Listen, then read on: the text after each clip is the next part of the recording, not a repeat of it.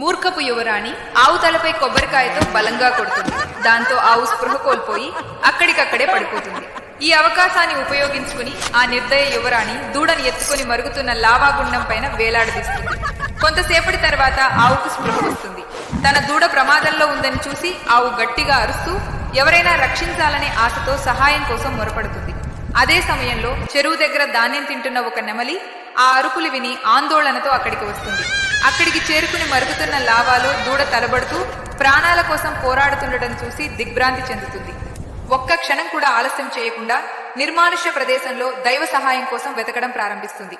కొంత దూరం వెళ్లిన తర్వాత ఇసుక భూమిపై శ్రీకృష్ణుడి మట్టి విగ్రహం కనిపిస్తుంది. నెమలి ఆ విగ్రహం ముందు శాంతంగా కూర్చుని భక్తితో కృష్ణ నామస్మరణ చేస్తుంది.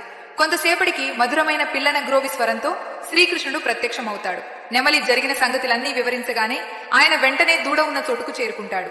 ఆపై సుదర్శన చక్రాన్ని ఆవాహనం చేయగా దాని దివ్య శక్తితో మరుగుతున్న లావా క్షణాల్లో చల్లబడుతుంది.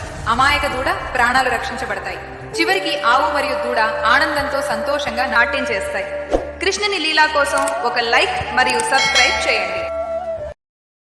Download ShareChat.